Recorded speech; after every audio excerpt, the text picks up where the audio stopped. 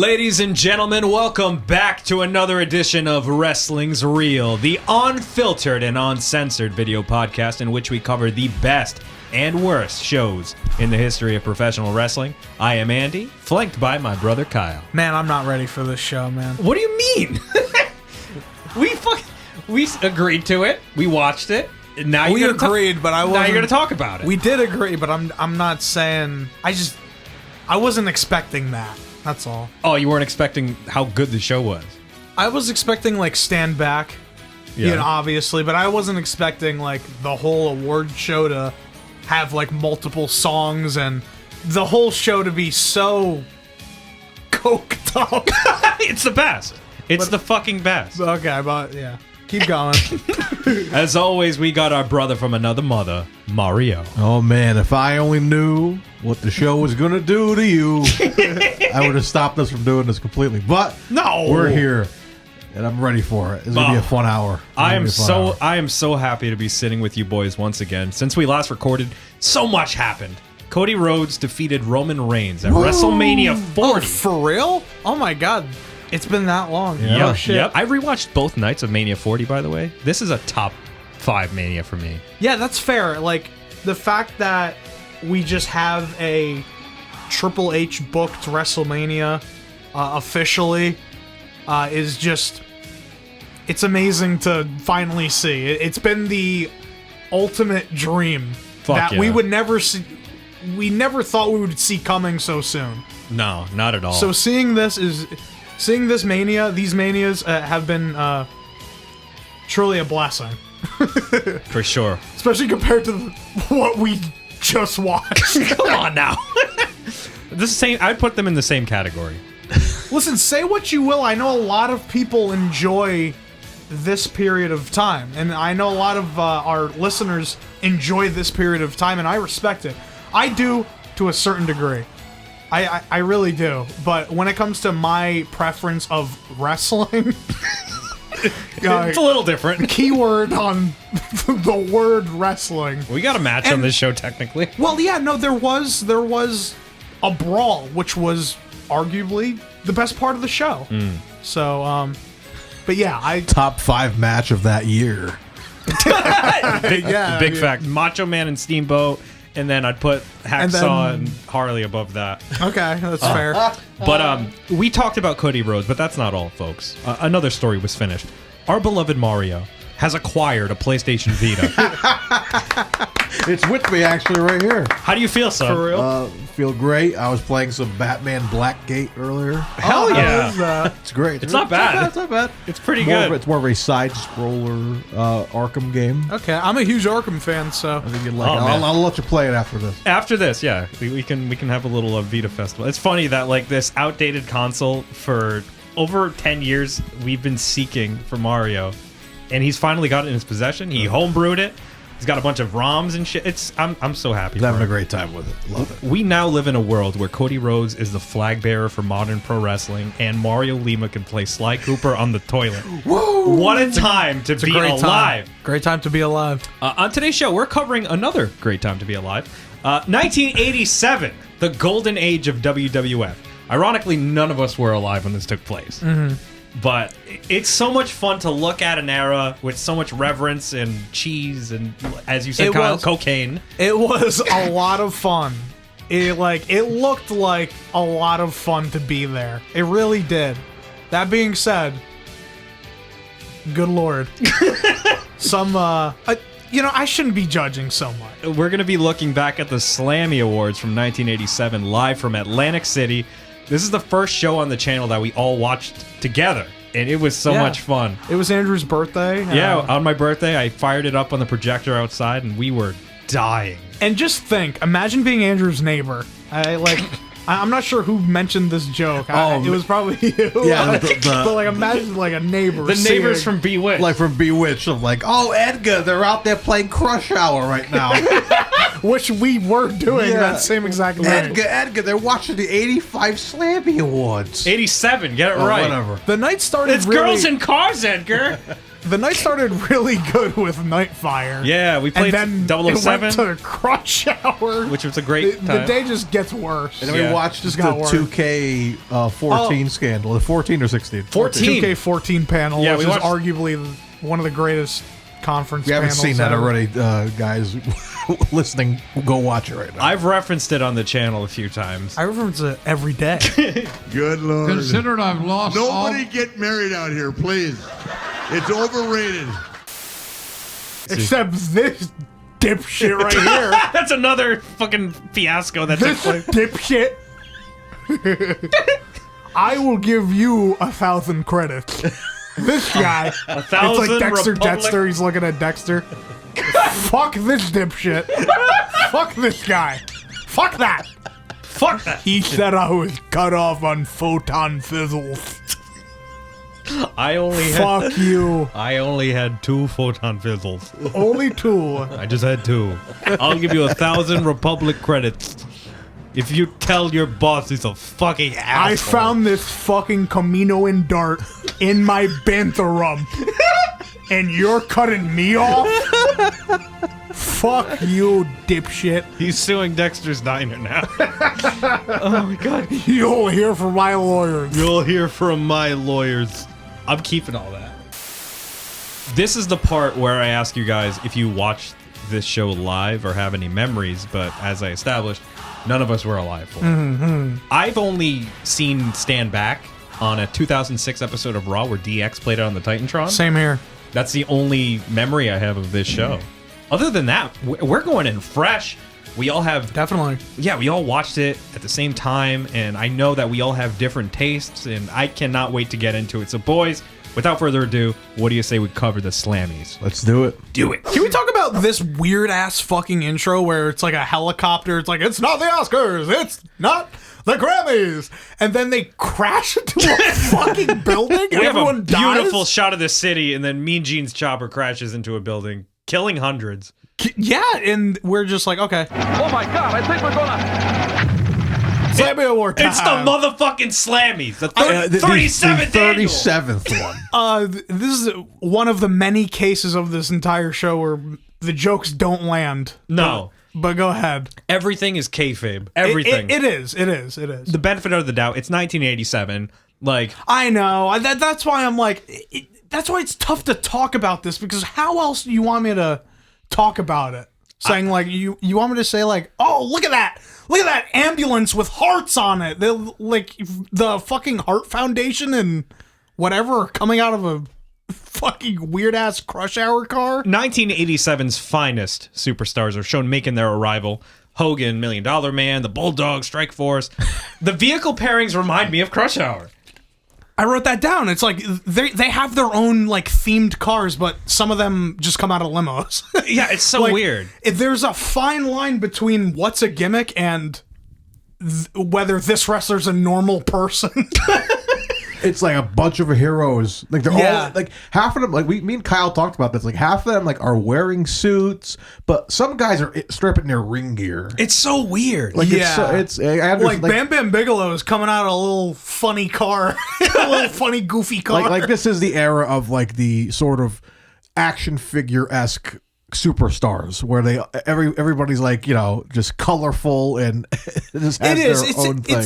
It's kind of like it feels like a very innocent time. We see the Doctor of Style Slick arrive, and when we all watched this together, I believe it was Mario that said he was looking like Bowser from Mario Odyssey. and now I can't unsee it. In fact, I do love Slick's like outfit. I love He's it. I love Slick. Drip the fuck out. All these elaborate ass entrances into the building. It's 1980s wrestling cheese, and I love it so much.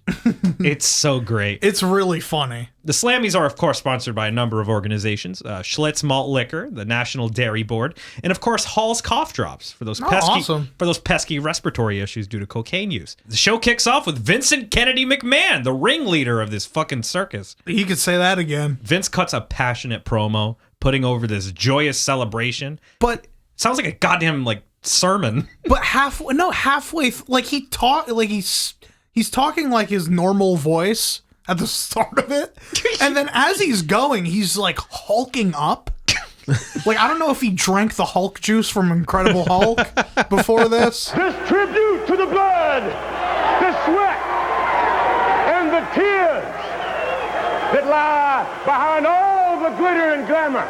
Oh, God. It's like, relax, dude. It's just fucking wrestling. Calm down. He loves wrestling. Wrestling's real. Vince throws to the host of the Slammies, Mean Gene Okerlund, and, of course, Jesse, the Body Ventura. Hell yeah. First things first, that podium is beautiful. I love that podium, yeah. I really like that. And I love our hosts. Oh, they're the best. I love Jesse. They are I love dripped Mean Gene. the fuck out. Especially Jesse. Oh, Jesse's I'm a great. huge fan of Jesse. Me too. I'm just saying, when I see, like, Jesse, I just love, like, everything about him, and I really respect the whole gimmick, and he's kind of like evil Hulk Hogan in a way. You know what? Yeah, you're right. And I don't know. That's just the way I'm seeing it. Yeah, a big over the top like character, very over the top, but like the muscular antagonist, yeah. character. Yeah. But exactly. He is so funny, and he's always dripped out. Like he's wearing something you would see Seth Rollins wear now. Yeah. Jesse's full heel here, by the way. I'm the host. You can be co-host. You can go pick up my car keys. Go ahead, take my car keys, Mean Gene. Take it to Dex's Diner. Take it to Dex's Diner minus the bantha rump. Jesse Ventura is one of my favorite wrestlers in just this era. Oh, he's so great. And his commentary He's is so tremendous. entertaining. And not a wrestler, but Bobby Heenan is also an MVP of this show. I love Bobby. We love Bobby. That's why we love him. That's why we love Bobby. Do we love Bobby? Do we love Bobby? Gene is preparing to introduce the president of the WWF's Academy of Sports and Sciences. Jesse says, "What, you mean WWF's ASS?" Get it? That spells ass. You're telling me to introduce somebody with a title called Jack and Ass? Yes, I am. Well, no. That's what he says. Like, what? You expect me to introduce Jack from ass? Well, yes. Haha. Well, no. They are, of course, referring to the on-screen WWF president, Jack Tunney. And for those who don't know, Jack Tunney was kind of the on-screen overarching authority figure. Vince was obviously the real head honcho behind the scenes, but Jack Tunney was kind of the matchmaker and the one to make important announcements. That can never work today. For real, though? Yeah. Was he for real? Okay. He made the matches, or? No. He was just like a... or on screen? He was just a puppet, honestly, because Vince didn't want to flat out say, hey, I'm the guy in charge. He was like the commentator and one of the announcers. So he like kind of created this character. And this was obviously pre-internet. Like, fans thought Jack Tunney was the actual man in charge.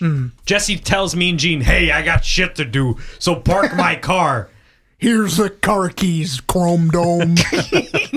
Mean Gene then announces the nominees for Best Performance by an Animal. Because nothing says a wrestling award show like Best Performance by an Animal. We got Damien the Snake, Frankie the Bird, Matilda the dog. Matilda can't wait to eat Frankie.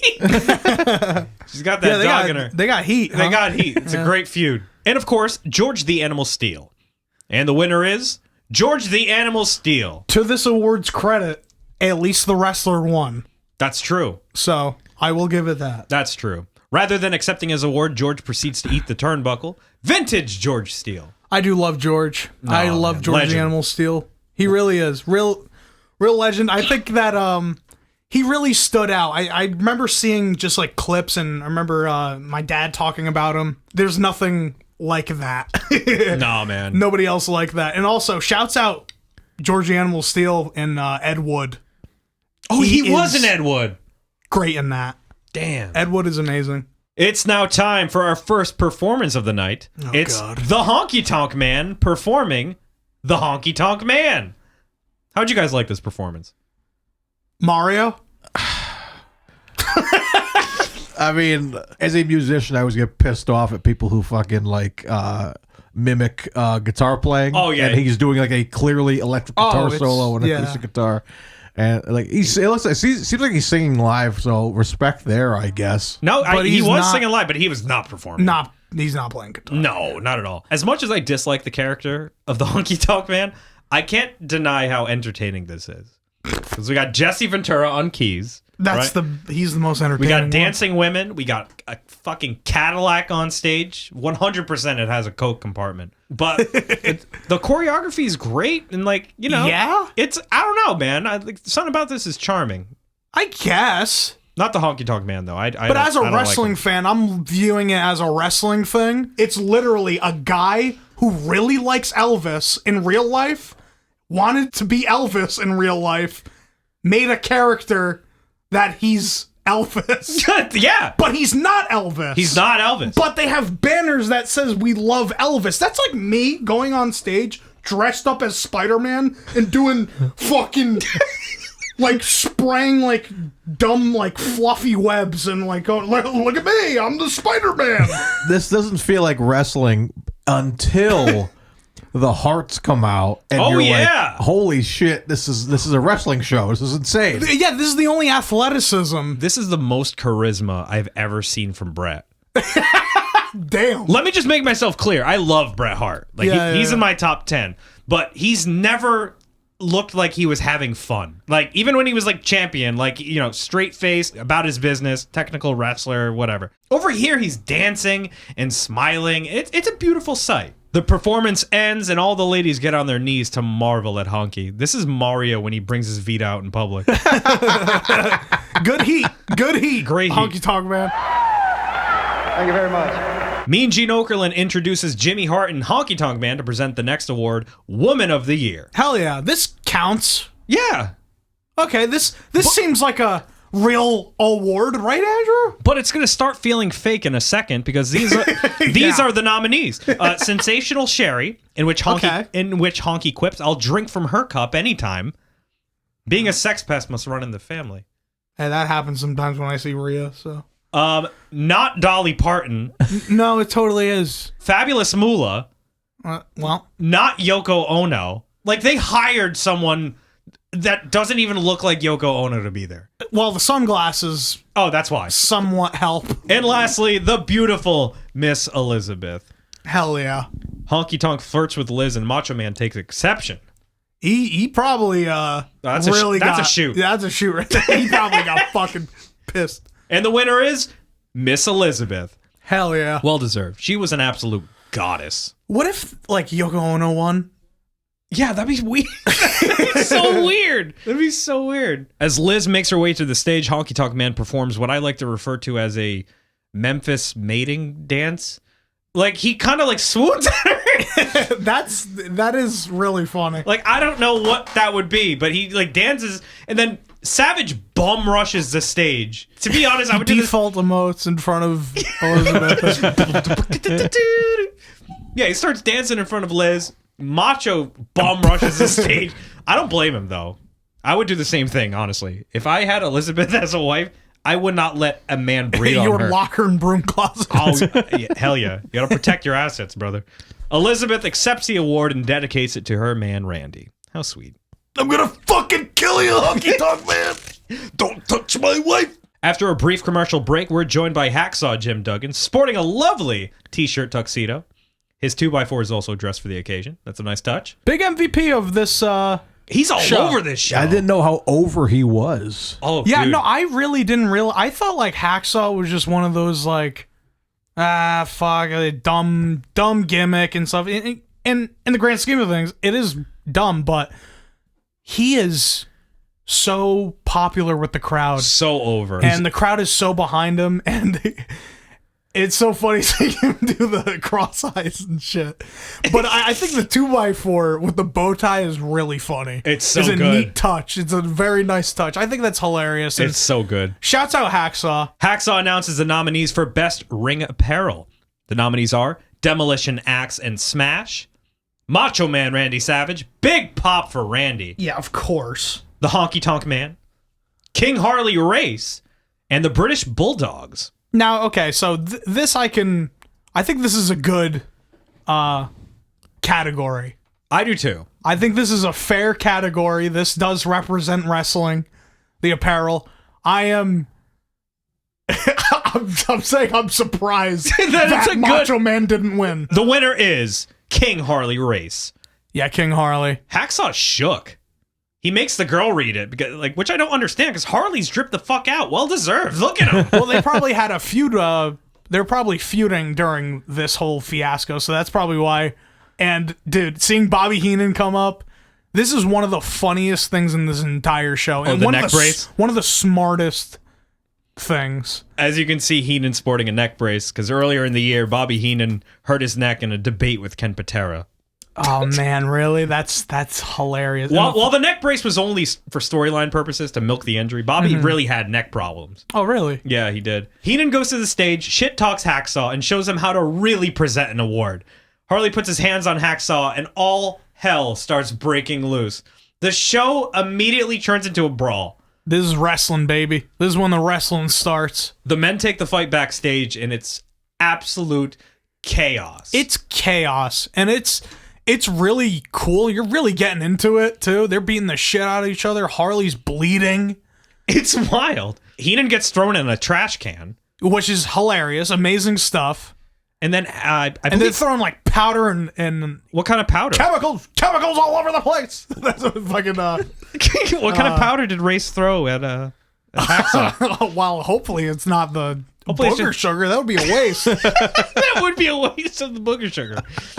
You know how in No Mercy, when you fight backstage, you have to like Irish whip your opponent to where you want them to go? This is what they were doing. Well, that's what Harley did to Hacksaw. He throws him in the next area, and there's fucking farm animals. There's a donkey. There's crates with chickens in them. And this is where I'm like, does Vince think I'm fucking stupid? Does Vince think I'm a farm animal? Because, like, I'm watching the wrestling, but seeing, like, the random animals show up is so distracting. I feel like he's doing that because I feel like his audience isn't paying enough attention to the wrestling, so he needs to throw chickens and fucking donkeys out. Like, it's that, seeing that is what bothers me. What bothers me in a moment that's pretty uncomfortable to watch, Harley picks up a chicken by the neck and proceeds to... Oh my god, I forgot you told me this, man. He hits Hacksaw with the chicken over and over again, and it was later confirmed. This is so fucked up. It was later confirmed that the chicken was killed in that spot. Oh my god. Yeah. Pour one out for the chicken. Hey, shouts out chicken, that one chicken. Rest in peace, brother. Jesus Christ. That's He ain't gonna make it a chicken run. That's the equivalent. Hacksaw and Harley take the fight to the utility era, and Monsoon is losing his mind on commentary. Harley takes hellacious bumps here. Like, he's the king of the ring, and he's the king of ragdoll physics. Like, while all of this brawling is going on, Monsoon is giving out awards. It was difficult to hear, but Monsoon announced that Bam Bam Bigelow and Mean Gene won the Slammy for best head. What? Mr. Barber's on stage making the presentation for best head. The brawl continues. Harley attempts to put Hacksaw through a table. Hacksaw moves last second, and Harley eats the table. That was great. That looked great. This brawl between Harley Race and Hacksaw is not over. We'll check on the boys in a moment. BRB. We'll be back. Jesse Ventura is on stage to present our next musical performance, and my personal favorite number from this show. It's Vince McMahon with Stand Back. Hell yeah. With what we know now, it's really hard to enjoy anything Vince, but even with hindsight being 2020, this is the greatest thing I've ever seen. This is classic. This is classic shit. This is the pageantry that Vince referred to earlier in the show. From the choreography to the wrestlers playing the instruments to Vince's dancing. It's fabulous. Another case where Vince is making it about himself. While the music is very upbeat and whimsical, the lyrics really reflect Vince's psyche. Oh, we're getting deep into it. Yeah, like, stand back, motherfuckers. Like, this was only a couple of years into the WWF's national expansion. Vince withdrew from the NWA. He took the WWF National, which his dad did not want him to do. Like, imagine you're one of those promoters, right? Say you're like a Bill Watts or a Fritz Von Erich, and you're at home, and you turn on the TV, and this motherfucker is, like, figuratively dancing on your grave. Like, stand back! That's That's a fact. Oh, he gets really into it. Dude. I gotta give him. It's quite a performance. On the surface, it's a cheesy musical number, but underneath it all, when you peel it back, it's a musical allegory for shitting on your competition. And Vince knows a thing or two about shitting, right, Kyle? It's one of the most gangster moves in wrestling history. Like, putting all these territories out of business. You saying it like that? Yeah, that's like, fucking, fuck you, motherfuckers. That's like a Kendrick move. Oh, dude, this is Euphoria. Stand Back and Euphoria are on the same... What's Meet the Grams? Meet the Grams is the Montreal Screwjob interview. I truly believe that Bret Hart screwed Bret Hart. Fuck Vince McMahon. But God, this was entertaining. But the Hulkster killed it on bass. Oh yeah, that great fake solo. And was fantastic. Mach is killing it on the trumpet. Well, he's great at that. The band is actually called Hulk Hogan and the Hulkamaniacs. Oh, really? Oh, that's some good storytelling. At the end, for they the, say it's Hulk Hogan and the Hulkamaniacs. That's good storytelling. At the very end, watch when they end it. Hulk Hogan and the Hulkamaniacs! Backstage, Gorilla Monsoon stands by as Hacksaw Jim Duggan and King Harley Race are still going at it. Instead of singing Stand Back, the head of the company should be putting a stop to this shit. Like, He doesn't give a fuck. what is he, Tony Khan? Fix this.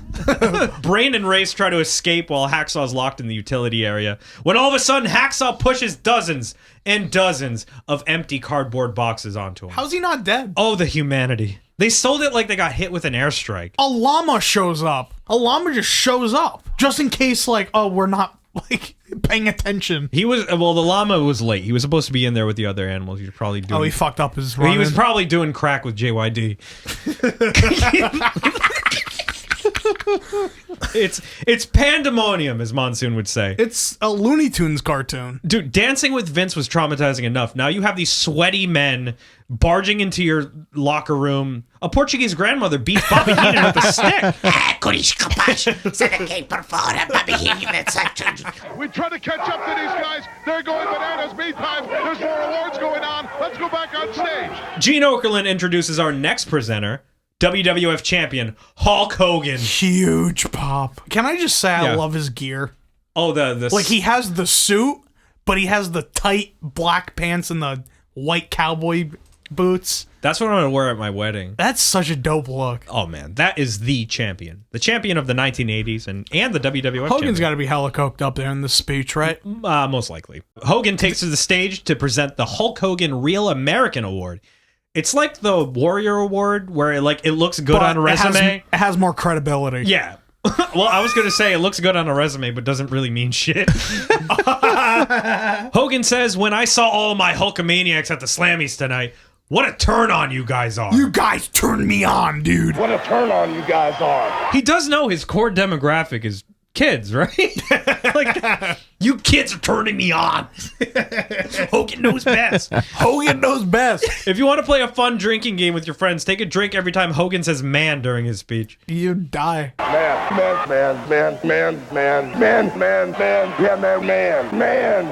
man. Hogan introduces the recipient of the Hulk Hogan Real American Award, Superstar Billy Graham. It Well was a nice moment. It was a very nice moment. It felt like a passing the torch type. Yeah, Billy Graham was super influential, especially to Hogan. Yeah, no, I can definitely tell. Superstar walks on stage with a cane, but with the power of Hulkamania, he doesn't need that pesky cane, man. Fuck yeah. He can walk just fine, man. He'll have a pose down with the Hulkster, man. And he does. It was beautiful. It is a sweet moment. It is very sweet, actually. King Harley Race and Hacksaw Jim Duggan are still going at it. Still going at it. Dude, Harley is fucked up. It's 2-on-1. Heenan and Race are absolutely taking it to Hacksaw. They're dumping food on him, throwing him over tables and shit. The NPC chefs aren't doing anything. They're just like watching. And another table bump happens. Heenan takes an atomic drop right on the carrot cake. Oh, the carrot cake. Oh, the carrot cake. What a bunch of spot monkeys. There's 2 table spots? Oh, they're going into business for themselves. Oh my God. I wonder what Meltzer's going to rate it. Meltzer probably gave it a dud because he doesn't have taste. Oh, he didn't give it 8 out of 5 stars? If it was at Cork and Hall, it would have been a 5-star match. Gorilla Monsoon is absolutely beside himself. The after party appears to be canceled. That's sad. Boo. Yeah, thanks a lot, Harley and Hacksaw. Yeah, you fucking bastards. There goes catering. Jesse Ventura takes to the stage to announce the most important award in tonight's proceedings, the prestigious Jesse the Body Award. The nominees are Ravishing Rick Rude, The Natural Butch Reed, The Ultimate Warrior, Sensational Sherry, and Hercules. Very good. And the winner is Ravishing Rick Rude. Hell yeah. Obviously. Well deserved. Look how ravishing he is. Dude. Another case where looking back on 80s wrestling and not being familiar with a lot of people, Rick Rude stands out. Dude. He was shredded. Dude, he literally looks like it's like if Dad was like a porn star. Like literally, I just think of that. But he had like a fucking chisel. Yeah, just like 6-pack abs. Yeah. He can get away with all this shit. And it's great because it's like he's not just another body, he's like a character. Yeah. Like, and his character is... Well, that is his character. Fuck all of your wives. I'm gonna fuck your wife. And you're gonna hate me for it. Yeah. Fuck you. He's the best. And I'm gonna have your wife's face on my cock. Rick Rude makes his way to the stage and performs a strip tease. I'm a heterosexual man. Oh yeah, and I was like, come on. Come on, Gene. When he was up there hot dogging, I was like getting sweaty and shit. I think I was ready for it, and then Gene had to. Oh, Gene had to cover him up fast. Cock block, and even Gene was like, "Oh my God, look at that package! Good Lord, look at the size of that package! Whoa, look at that! He looks at his cock. Whoa, look at that! It's like watching Tim Curry in Rocky Horror, where it's just like I'm just sexually confused watching. I'm sexually confused, but yeah, like, what are you doing to me? Slightly turned on. It's fucked up. Rick Rude accepts his award, thanking Jesse as well as all the women all over the world who lust over him. Speaking of, the young lady who presented the trophy escorted the ravishing one stage right and presumably had sex.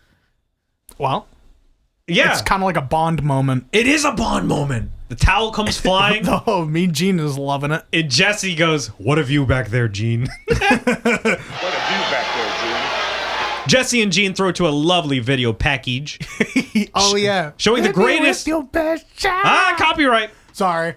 Showing the greatest hits of 1987. Pat Benatar's "Hit Me With Your Best Shot" is used. I got nothing to say. It was a cool compilation. It was a cool compilation. Compilation. Sorry, I still have Rick Rude on the mind. Oh my God. Actually, I'll say one thing. This was 87. No WrestleMania 3 footage. What the fuck? No Vince? Macho and Steamboat. No Andre and Hogan. Match. The best fucking match that year. For sure. We just get a bunch of random Saturday Night main events and TVs. All right, that's fine. Whatever. But it was cool. I thought it was cool. No, yeah, it was cool. We go back to Mean Gene and Jesse. They're about to read the nominees for the greatest hit when suddenly Harley Race and Hacksaw Jim Duggan break through the projector screen. Oh, that was great. Dude, they have absolutely been through the ringer. They're covered in sweat and chicken blood and chicken blood. Is that a Kangaroo Jack reference? Chicken blood, chicken blood, chicken blood. I'm just here for the funny references. Thank you, Kyle. Now that that's over, it's time for the Slammy's greatest hit. It's business as usual. So what does that mean? Greatest hit? I don't know. Like, I'm telling you, I think it's best like match. It's basically like best match or best like or best spot, I guess. I get so.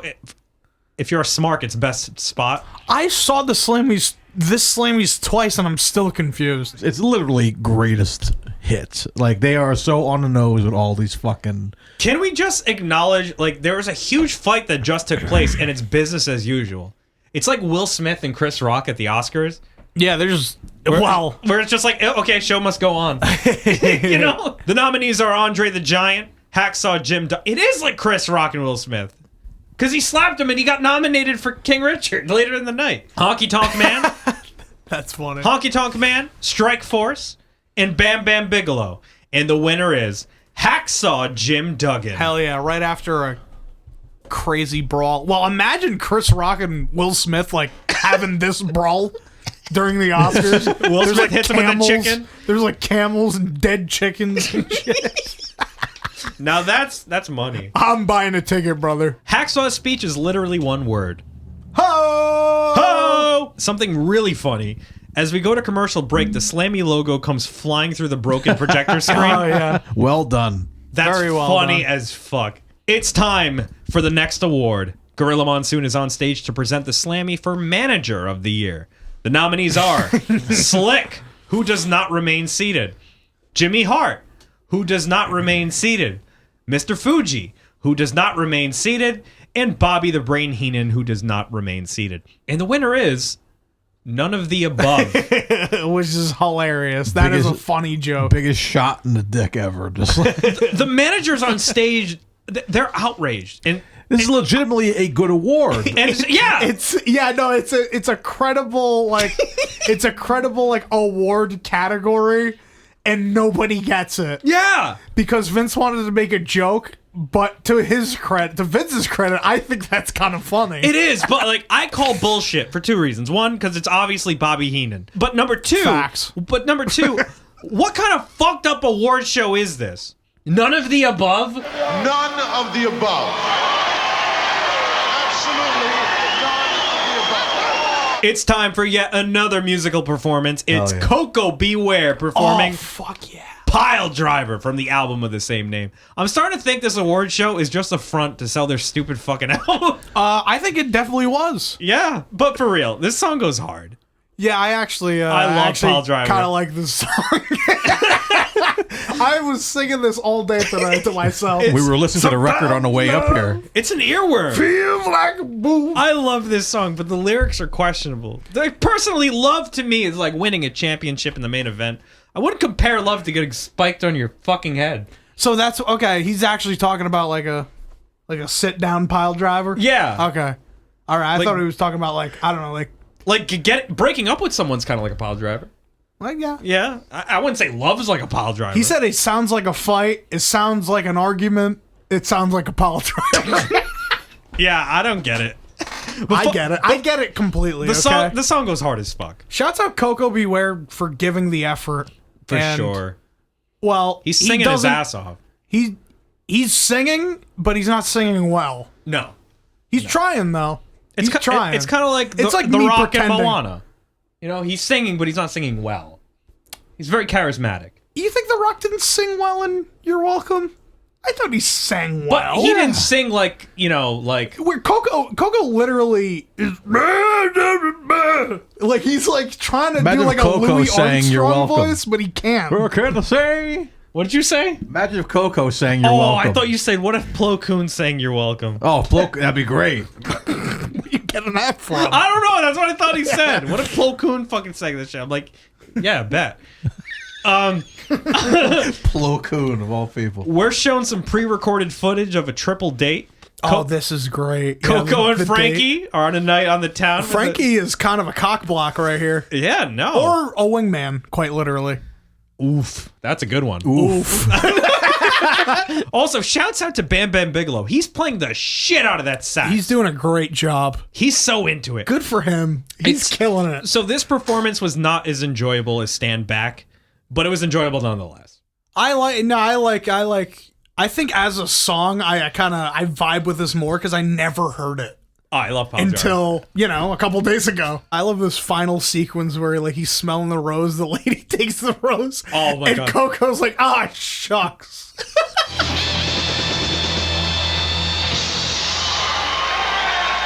The Slammies continue with the Best Hygiene Award. We throw to Mean Gene as he presents the award for Best Personal Hygiene.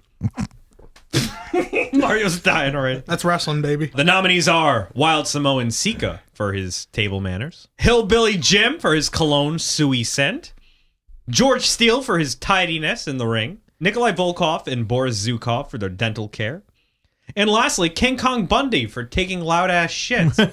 King Kong Bundy for his tone on the throne. His tone on the throne. That is one of the Tone best jokes. on the throne. And the winner is Nikolai Volkov and Boris Zukov. King Kong Bunny got fucking snubbed. I know, man. They both take nasty bumps on stage, but by nasty, I mean bad. Like, that was terrible. Like, Yeah. They didn't even trip over anything. They just got on stage and fell. Slick cuts a passionate speech about peace and love within nations. Fuck that. Just kidding. I don't know what the fuck he says. That tone the throne got fucking snubbed, bro. Mario's pissed about that. That was the fucking. That's like the equivalent of like the tone Slash had on Appetite for Destruction. You know what I mean? Oh, yeah. Tremendous. It's a tremendous tone. Tone on the throne. It's time for yet another musical performance. Jimmy Hart performing Strikeforce's theme song, Girls in Cars. Strikeforce? Yeah, Tito Santana and Rick Martel. Oh, it's them. Okay. Girls in Cars is their theme song. Oh, it is? That's terrible. Oh, wow. Imagine if DIY had like Copacabana. You know what I mean? Or them singing a song together or something. Oh my God. Anything but Girls in Cars. I fucking hate this song. But you hate it? I thought you loved it. I hate this song, but I kind of like it at the same time. I hate it, but I love it because it's such a goddamn earworm. Just the Girls in Cars. I think the one after this, the Girls in Cars, is more of an earworm than fucking Girls in Cars. Girls in Cars is on the bottom of the list of the nominees of best song. Could they not afford actual like cars? They had a Honky Tonk Man car. No, they can't afford actual cars. It's not about the cars. It's about the girls in cars. Oh, baby. Look at all those girls, baby. So my question is, what's the song? I'm totally not gay. What does that mean? Girls are in cars, baby. Just women in vehicles. No, it's girls and cars. No, it's girls in cars, Mario. I swear to God. Cars. I thought the same fucking thing. I thought it was girls and cars. Pull up the track list right now. For the longest time. Bring up the lyrics. Girls in cars. Robbie Dupree. There's only one Dupree that I care for, and it's Rene Dupree. Yeah, so the performance was lame as fuck. It's just Jimmy Hart singing with a bunch of beautiful women, and that's fine. But then Strikeforce comes out in not cars, on like dirt bikes, and like they're like, yeah, this is so fucking cool to have as a theme song, yeah. And then this overweight woman in a school bus costume comes to drag Jimmy away. I don't know what the joke is there. Oh, because he doesn't like fat people. Oh, is that it? Oh, it disgusts me. He wants the girls in cars. Oh, he wants the girls in cars. He doesn't want the overweight woman in a bus. Yeah, he doesn't want overweight woman bus. And she gives Jimmy a fireman's carry. There you go. There you go. Off the stage right. There's some wrestling. Now that was pitiful. I did not like that at all. You loved it. Oh my God! Come here! No! Come here, girls, please!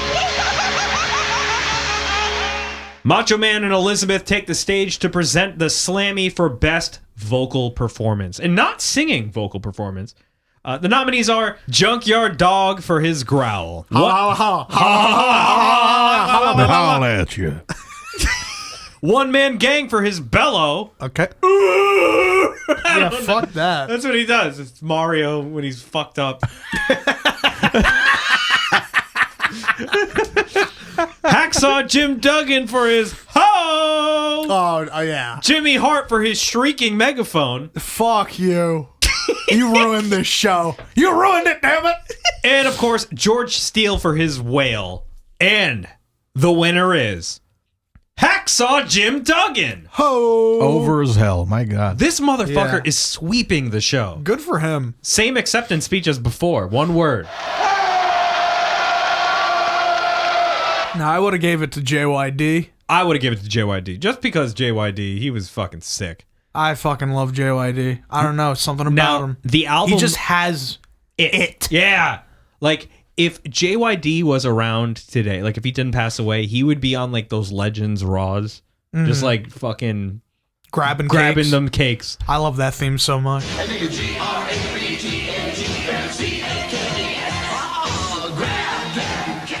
It's time for the main event, boys. The final performance of the evening. Mean Gene and Jesse take this bitch home with the WWF Superstars performing If You Only Knew. Hell of a main event. What a great... Yeah, this is a good song. Not only do I love this song, but I just love how they're so into it. Except Virgil. Well, that's very in character for him. Everybody's singing their parts in the songs. It's like We Are the World. Dude, I was thinking the same exact thing. Yeah, it's We Are the World. It's literally the superstars, and they're just coming together. But instead of doing a charity, they're just putting themselves over.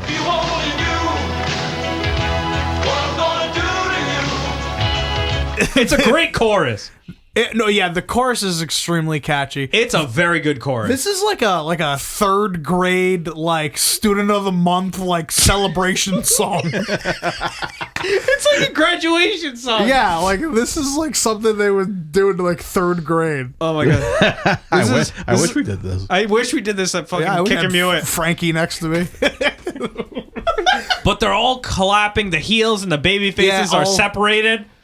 But we're all in this together. We're all in this together, even though we no have matter what. It's the NCR and the Brotherhood. We have similar views, but at the end of the day, we want what's best for the wasteland. We don't always see eye to eye. No, but there's one portion of the song where Hogan and $1 Million Man, they're setting up an angle in the middle of the song. Okay, good booking. All right, good storytelling. I'd like to bust you up real bad. I would be singing this chorus to Rhea Ripley. If you only knew what I would do to you. You be running on your hair as fast as 2 feet could carry you. That's what it is. What if I told you guys there's one more award? The final Slammy of the night is Best Song. And it goes to show that the songs were more important than wrestling could ever give you. Yeah. But not even, because again, another legitimate award is not it goes treated, nowhere. Is not treated with any. The boys are so eager to read it, it gets passed around like a ring rat, and then it goes right to Sika, who eats Sika eats that shit. He eats the envelope. So we don't know. We don't know. That's some long-term storytelling on the Bloodlines part. That is some great long-term storytelling. If you want to find out the winner, I'm sure you can hang out with Sika, and tomorrow morning you can pick up the results. Ha ha ha! Get it? Poop joke. Hey, this looks like a nice piece of poop. And on that note, boys and girls, the show comes to a close. The director, of course, being kayfabe. That is what genius. A perfect ending. That's a genius joke. What a perfect ending. I can't think of a better ending screen. That's great. What a time this was, guys. I'm so happy that we watched this specific show. Not for its cultural significance, but for how silly it was and how up our humor alley, I guess, it is. Because I think we all got something really good from this show. We got a lot of laughs out of this show. I'll be singing Piledriver for fucking weeks. Oh, so big facts. Thank you, Koko B. Ware, for that. And rest in peace, you legend. I don't know if he's dead, but no, Coco's alive. Rest in peace, Frank. Frankie's most likely not with us, or maybe he is. Rest in peace, Frankie. Parents fucking live forever. So for sure. We gotta find out how old Frankie is after this. Okay. Well, thank you. For next episode, not sure what we're gonna do. I'm probably gonna put a poll up because we have a huge archive of stuff we've wanted to do in the past that we haven't gotten to. I'm really hoping for a Shotgun Saturday Night. I put that up last time. It came in like 2nd or 3rd place. But there's so many other shows we can cover too, guys. We got a lot of big shit happening down the line. Hopefully we will have more content for you as the summer goes on. Boys, let's take them home, man. Look here, dipshit. Look here, dipshit. Okay. I'm cool with her. Let's go home. All right, let's go home, boys. As Wrestling's Real, I'm Andy. That's Kyle. That's Mario. And remember, boys and girls, wrestling is real.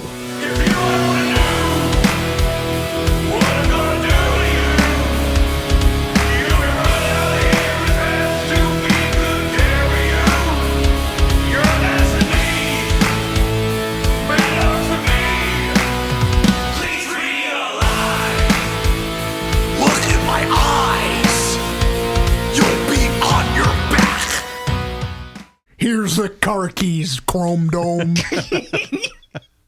That is cold-blooded. And I'm not talking about you. I'm talking about the 1989 Ninja Turtles villain, Chrome Dome. I love how in 87 he says the 1989 Ninja Turtles. The Time Lord. Yeah, he's got the time stone. He's Cable. Mom, you gotta get out of here. A giant master mold is gonna bomb Genosha. You think your clone was the only one with telepathy?